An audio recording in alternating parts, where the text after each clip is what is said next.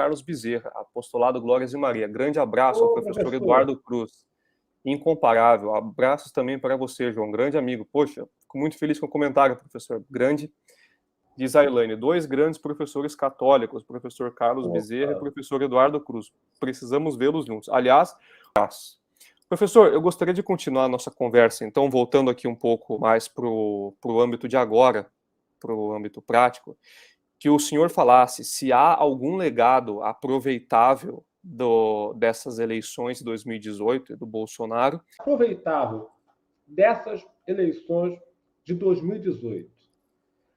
Bem, nós podemos aproveitar o revés para fazer uma reflexão, né, e corrigir a nossa conduta e também conclamar outros católicos a corrigir a sua conduta em termos políticos, ajustar a sua prática política ao magistério da Igreja, porque a derrota é também uma oportunidade de aprendizado.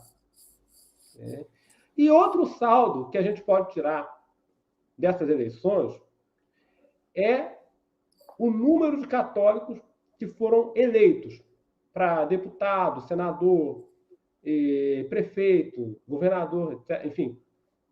Eu não fiz esse levantamento, mas eu vi que um certo número de católicos conseguiu aí galgar postos nas eleições. O problema, né? Esse é o lado bom. O lado complicado. Muitos deles estão bitolados no bolsonarismo, no neoconservadorismo. Você vai lá na página do camarada e você encontra umas coisas sem pé nem cabeça. O cara, às vezes, apoia a política econômica do Bolsonaro, que não deveria apoiar, ainda mais com um ministro como Paulo Guedes, né, que é seguidor da Escola de Chicago, etc. E tal. Ou seja, muitos deles estão naquela vibe do Concílio Vaticano II. Ou seja, muitos são conciliares e, às vezes, até alguns que frequentam a missa tridentina pensam que não são conciliares, mas são. Tem um namoro com o liberalismo. Mas isso a gente vai corrigindo, né? A gente pode corrigir. A gente pode ir melhorando essas pessoas. Enfim, já é alguma coisa. Já é alguma coisa. Nós, por exemplo, eu não vou citar nomes que vai parecer que eu estou fazendo campanha, elogiando, mas nós vimos aqui no estado de São Paulo, nós vimos um policial católico ser eleito deputado federal e depois ser chamado para a Secretaria de Segurança Pública.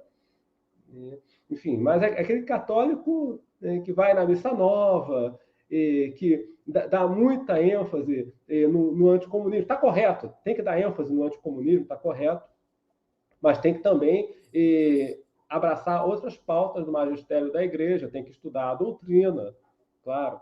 Então, nós vimos isso no Rio de Janeiro, nós vimos também católicos sendo eleitos para a Câmara de Deputados. Então, eu acho que dá para trabalhar ou pressionar essas pessoas. Aí que está. Tem que fazer pressão. Tem que ir lá na página do cara e cobrar.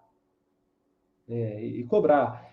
E outra, um defeito que eu observo muito nesses católicos que se candidatam, parece que eles se limitam a atacar o aborto e o comunismo. Parece que bastaria isso para ser um bom candidato católico. E muitas pessoas vão nessa. Ora, isso daí até os protestantes são contra. Isso não é suficiente, desculpa, mas ser anticomunista e pró-vida não é suficiente para fazer um bom candidato católico. Que ser pró-vida e anticomunista é questão de bom senso, não é necessariamente de fé. Bom, realmente, o que se passa hoje no nosso cenário é dantesco, né? Tem que defender questões como aborto e anticomunismo chega a ser bizarro. Não é suficiente. Ou seja, qual é a posição do camarada em relação ao sionismo? Qual é a posição dele em relação aos temas econômicos? Ele estuda a doutrina social da Igreja? ele defende a organização da economia em bases nacionais, corporativas, voltadas para a autarquia, como prescreve a doutrina social da Igreja?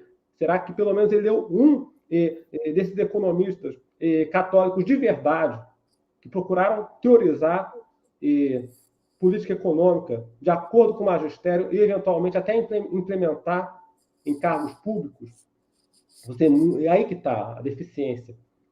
Muitos católicos, quando querem refutar as teses econômicas da esquerda e dos socialistas em geral, pela falta de referências, esses católicos acabam pegando emprestado os argumentos da escola austríaca ou do libertarianismo. Eles se contaminam completamente, eles absorvem completamente essas ideias, porque eles não conhecem toda uma escola de economistas de linha espanhola, portuguesa, principalmente, que teorizaram as questões econômicas com base no magistério da Igreja, com base na tradição. Muitos deles até ocuparam cargos públicos, né, no reinado de Dona Maria I, e no reinado de Dom Miguel, ou lá na frente, nos regimes de Primo de Rivera, Salazar, Franco. Estou citando só governos que a Igreja aprovou. Então, a questão dos referenciais. Tem que trabalhar a questão dos referenciais. E para buscar referencial, você tem que buscar aqueles governos que a Igreja aprovou sem restrições. Sem restrições. Elogiou, enfaticamente, pela palavra dos papas, não de bispos. Claro, a palavra dos bispos é respeitável, claro, mas a questão fulcral, né, o tira-teima, é a palavra do papa. Ou seja, você tem que buscar exemplos naqueles governos e movimentos que a Igreja Católica, pela palavra dos papas anteriores ao Concílio Vaticano II, aprovou e elogiou enfaticamente. Foi o caso de Dona Maria I, foi o caso de Dom Miguel, foi o caso do Diretório Militar na Espanha, com o Primo de Rivera, foi o caso do Salazar, foi o caso do Franco, foi o caso do Gabriel García Moreno também, que morreu assassinado a mão da maçonaria.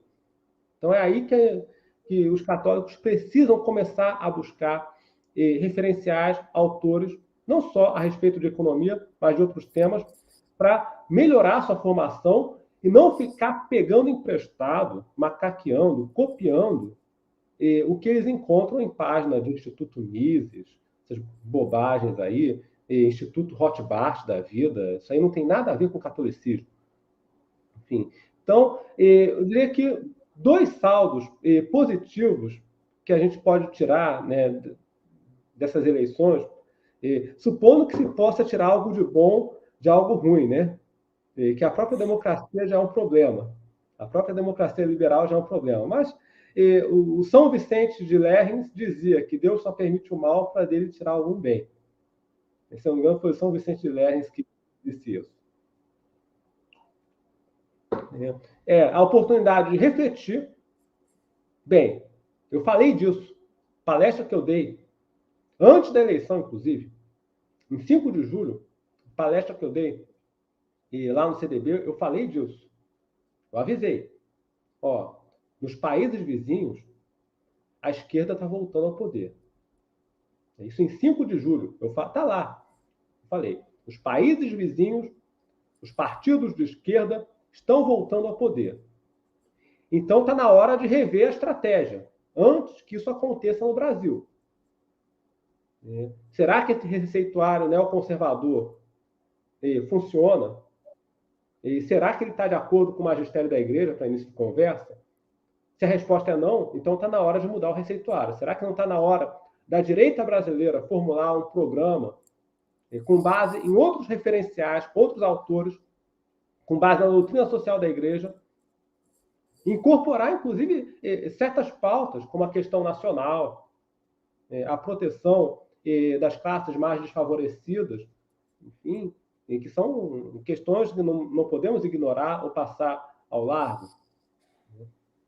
Enfim. E outro saldo positivo foi esse, né? A eleição de muitos católicos conservadores para cargos aí de deputado, de senador, Não tem como negar que isso é bom, até para fazer oposição ao governo do PT que está aí.